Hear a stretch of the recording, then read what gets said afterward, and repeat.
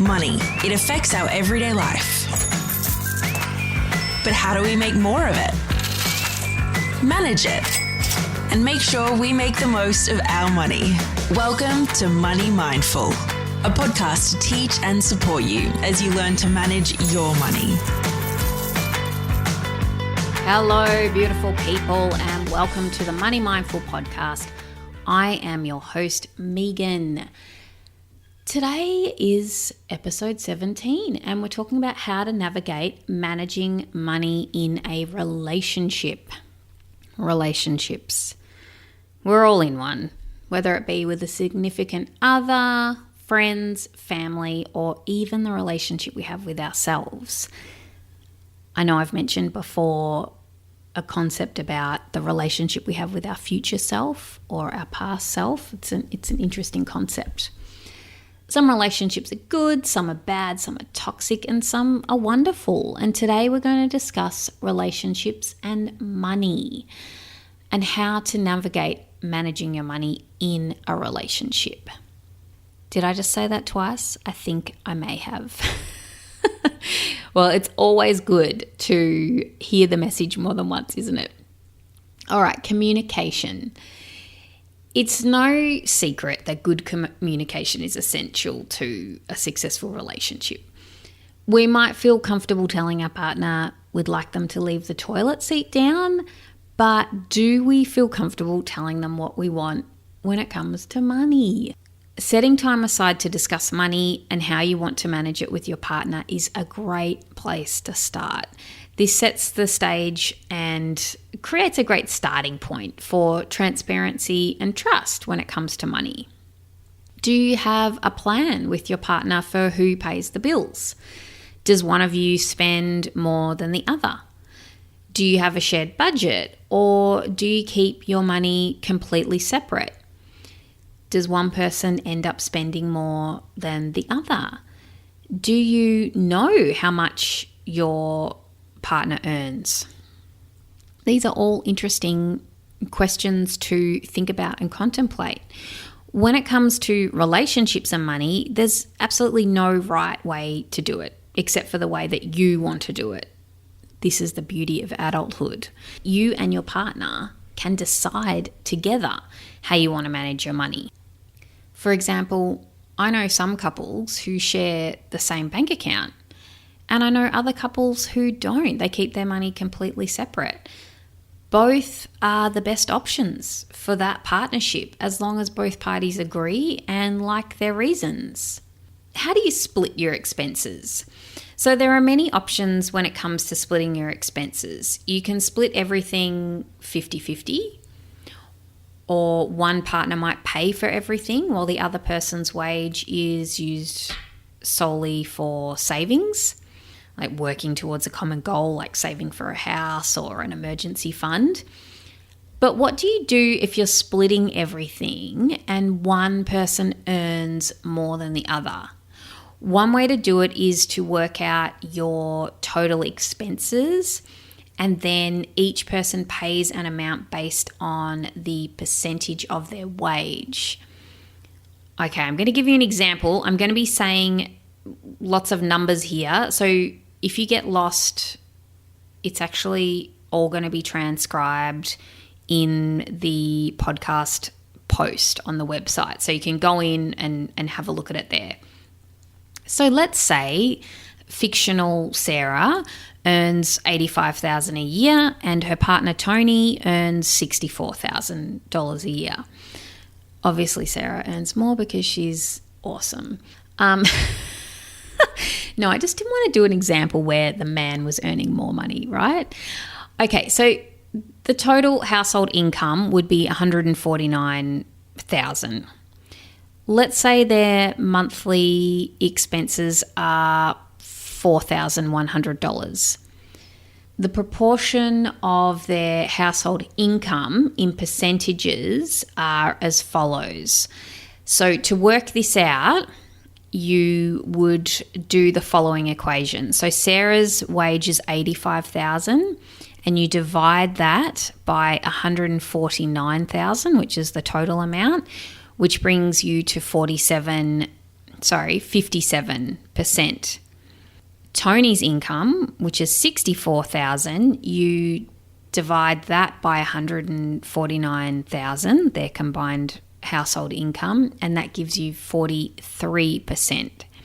Now, to work out how much they need to contribute as a portion to the expenses, the total expenses is $4,100. So you need to times that by 57%, which is Sarah's proportion, and that gives you $2,337. And by the way, guys, I'm not working this out in my head. I've worked it out already and put it on paper. Tony's portion to go into the expenses, you would work that out by doing 4,100 times 43%, which comes to a total of 1,763. So to work that out on a calculator, when you are trying to multiply percentages, what you do is you would do 4,100 times, and then you would do 0.43 or 0.57, and then that gives you what the percentage amount is. Working out the proportions of the expenses like this makes for an equitable division of expenses rather than the lower income earner paying a much higher percentage of their wage on the expenses. So I haven't done the calculations, but if they were splitting the expenses 50-50, Tony would be spending a lot more of his income towards the expenses, whereas Sarah, because she earns more, would have more money left over after expenses. Now, when you're living together as a couple and you're sharing all the expenses, that doesn't quite work out as a fair exchange. Okay, the next thing to do with managing money in a relationship is get on the same page with money with your partner. This point goes hand in hand with communication. Often one partner can be more proactive or interested in managing the money than the other partner, and that's fine.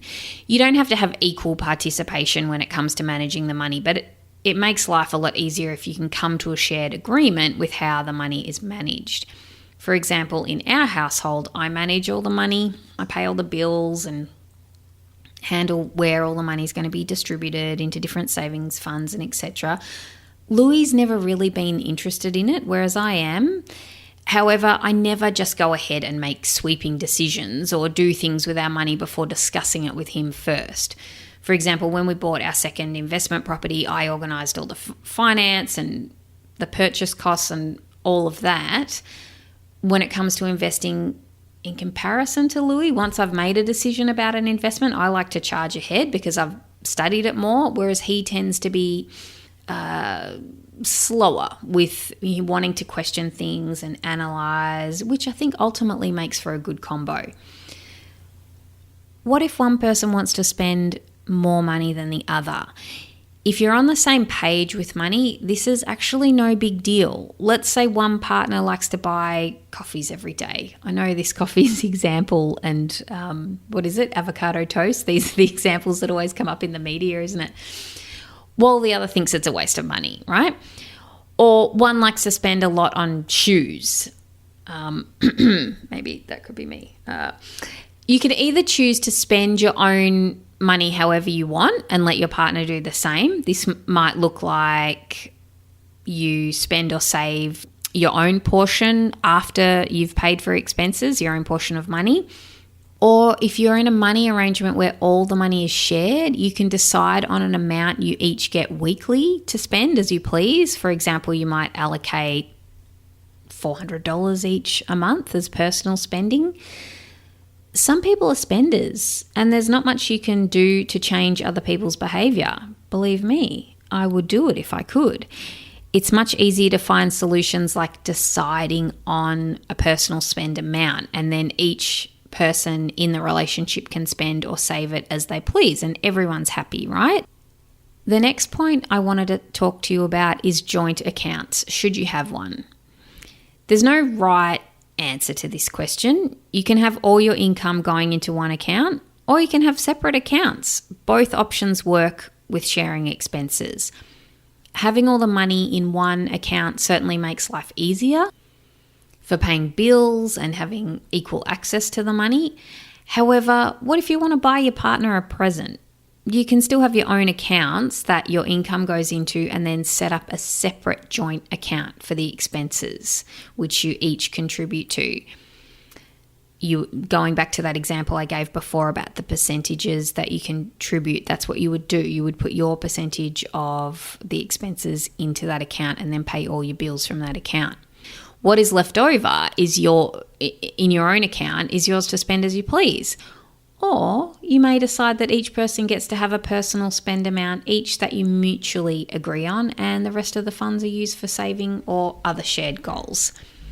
Ultimately, when it comes to relationships and money, there's no one way or the right way. You get to decide with your partner how you want to manage your money. The Barefoot investor Scott Pape gives some pretty practical advice for managing your money as couples in his book. He suggests a regular date night to discuss your money. His book, I've mentioned it before, it's a fab starting point for beginners, and he keeps things really simple. I would highly recommend this book if you want some guidance to work out how you're going to manage your money and what to consider when managing your money with your partner. You can find a link and a summary of his book on the Money Mindful website at moneymindful.com.au/resources, and you'll just find his book in the list there. You can also find out more about organising your bank accounts in episode 3, which is allocate and automate your money, and you can find that too by going to the website moneymindful.com.au/EP03. So that's episode 3. That's it for today, folks. If you want to stay in touch outside of the podcast, be sure to subscribe to the Money Mindful Ladies Club email list. I send out weekly emails, and if you want to stay connected on Instagram or Facebook, the handle is at Money Mindful Podcast. Until next time, have a great week. Bye-bye. Thanks for listening to the Money Mindful podcast. For more info, visit moneymindful.com.au. For future episodes, be sure to subscribe. And remember, the information in this podcast is of a general nature only and does not take into account your personal circumstances or goals. Please seek professional advice for your own financial needs. Remember to have fun along the way.